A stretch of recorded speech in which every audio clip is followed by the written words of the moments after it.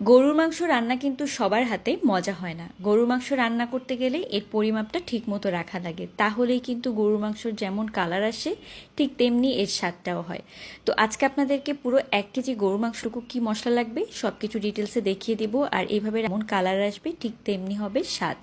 তো প্রথমে এখানে 1 কেজি পরিমাণে গরুর মাংস নিয়েছি, তার মধ্যে হাফ কাপ পরিমাণ সয়াবিন তেল আর তার সাথে 3 টেবিল চামচ পরিমাণে সরিষার তেল মানে পেঁপে কুচি দিয়েছি, আর তার সাথে দিয়ে দিলাম এখানে আদা রসুন বাটা। আদা বাটা 3 টেবিল চামচ, রসুন বাটা 1.5 টেবিল চামচ, শুকনা মরিচের গুঁড়া 1 টেবিল চামচ, হলুদের গুঁড়া 1 টেবিল চামচ, তার সাথে দিয়ে দিচ্ছি গরম মশলার গুঁড়া 1 টেবিল চামচ, ধনিয়ার গুঁড়া দিয়ে দিলাম 1 চা চামচ পরিমাণে, জয়ফল চামচ।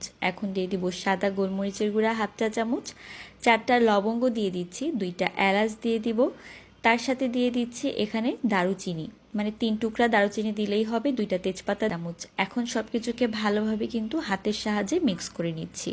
আপনারা হয়তো লক্ষ্য করেছেন আমি সয়াবিন সরিষার তেল 2টাই ব্যবহার করেছি। এই রান্নায় কিন্তু তেল আর সরিষার তেল 2টাই ব্যবহার করতে হবে। তো মাখিয়ে এটাকে আমি 10-15 মিনিটের জন্য রেখে দিলাম।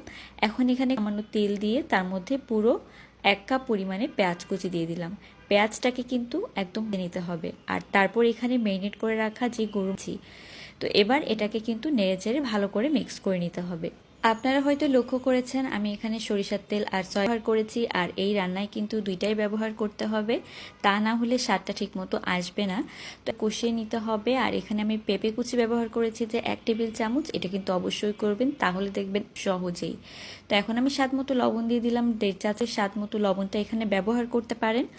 তো যতক্ষণ না পর্যন্ত খুব ভালোভাবে এটা কষানো হয়ে যাচ্ছে ততক্ষণ কিন্তু আমি ভালো লোতে রেখেই কষিয়ে নিব। তাহলে একটু বেশি সময় ধরে কষালে খুব সুন্দরভাবে কিন্তু অর্ধেক রান্না এখানেই হয়ে করছি। তাই মশলাগুলোকে খুব ভালোভাবে কষিয়ে নেওয়াটা খুবই জরুরি।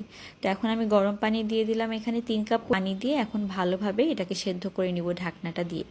তো যখন সেদ্ধ হয়ে যাবে ঢাকনাটা তুলে নিয়েছি। এখন যে পানিটা এটা শুকিয়ে নিব, যেহেতু এক্ষেত্রে আপনারা আপনাদের পছন্দ মতো ঝোলটা এখানে রাখতে পারেন। তবে আমি যেহেতু ঝোল রাখবো না, তো ঝোলটাকে কিন্তু শুকিয়ে নিব। আর দেখতে পাচ্ছেন আমার গরু মাংস ভুনা কিন্তু একেবারেই রেডি। আর আপনারা মশলার পরিমাণটা ঠিক রেখে ঠিক এভাবে রান্না করে দেখবেন, স্বাদটাও হবে সেরা।